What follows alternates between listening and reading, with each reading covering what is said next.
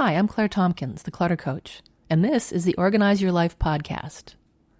I am passionate about organizing because it makes my clients' lives so much easier, more relaxed, and with more time to spend the way they want to. In every podcast in the show, I'll lay out a simple organizing concept, and I'll tell you why it's important. I'll also include an action step at the end so you can start practicing right away. My specialty is chunking down this big topic so it's not overwhelming. That's the concept for this podcast, which is based on my first book, 52 Simple Ways to Get Organized. The book is available on my website and on Amazon. I work with clients in person in the Berkeley, California area and via email and Skype, so you don't have to be local to me. Visit the Hire tab on my website or email me at claire@cluttercoach.net. If you like the show, please rate it and review it. To do that, go to my website, cluttercoach.net, and scroll down for the show notes. Each show notes post has a link to leave a review in iTunes. I would so appreciate that. Okay, on to the podcast. Today is a historic day. My topic is simple way number 52, Piggyback New Habits, and it's the last chapter in the book. Yay! This is podcast 82, though, so I've done plenty of shows on content that isn't in the book, probably another book's worth. To celebrate, how about a contest? The prize is a PDF copy of the book. You want to win this book. Why? Because it's going to help you with your New Year's resolutions to get more organized and decluttered and use your time better. I know there are a lot of you out there who are getting value out of listening to my podcast. Over the last 7 days, Soundcloud says I have had 2,943 plays. Wow, I love that. Thanks, guys. Here's the idea. Go to my Facebook page and write a sentence or two telling me what idea or technique you've learned from my podcast that's been the most valuable to you. I will give away 3 copies of the ebook to people who write in, randomly chosen. Sound good? Go to Facebook and find me at Clutter Coach Claire. And good luck. Okay, on to today's topic. When you want to develop any new habit, it's very helpful to piggyback it onto the current habit. Any current habit. That gives it some structure to lean on. It means you don't have to start from zero. Say you're working on a new organizing habit, such as getting your personal mail handled daily. You want to pair that up with a task that you're already in the habit of doing. Now, mail is a fairly low energy task, but it does take some time to do properly, so consider those requirements. Any habit does have its own specific requirements. For this one, try attaching it to your daily dinner cleanup.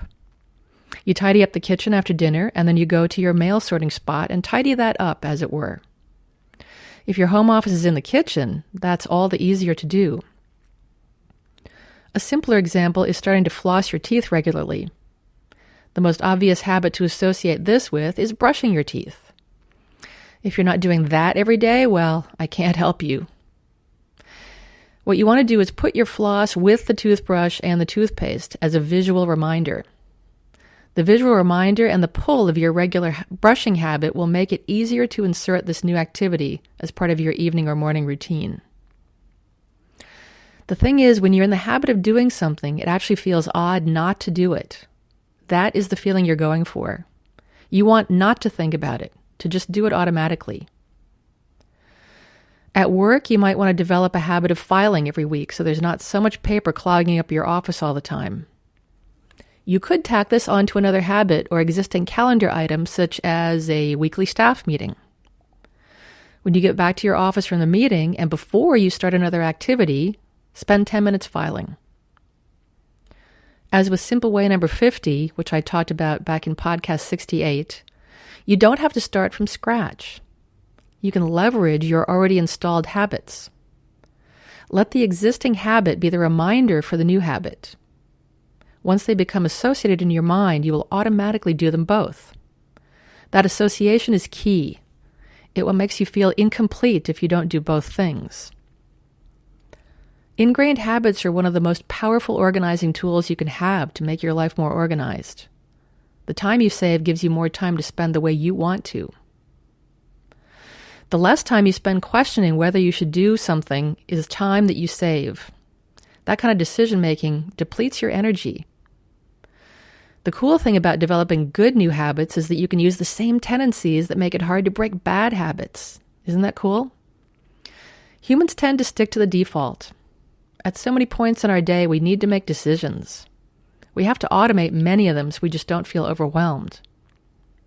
When it's a bad habit, that means defaulting to, say, having another cup of coffee instead of seeking out a cup of tea or some other beverage.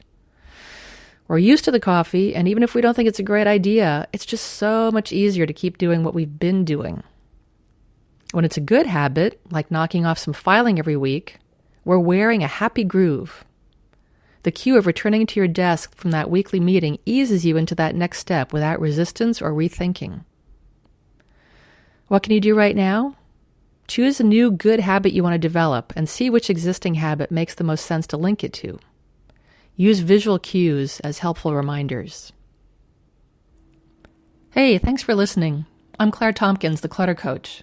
If you like the show, I'd love it if you'd leave a rating and review in iTunes. You can subscribe, too, so the podcast will be ready and waiting for you to listen to. You'll find the show notes on my blog at www.cluttercoach.net, and you can check out my store to find books I've written and a whole bunch of other stuff. If you're a fan of the show, you can become a patron on patreon.com for as little as $1 a month. You can find my page by going to the Patreon website, that's Patreon, and searching on Clutter Coach. I'll still post the podcast free of charge, but I've got some cool rewards for folks who want to help me make the show even better. Come back next week for a new podcast.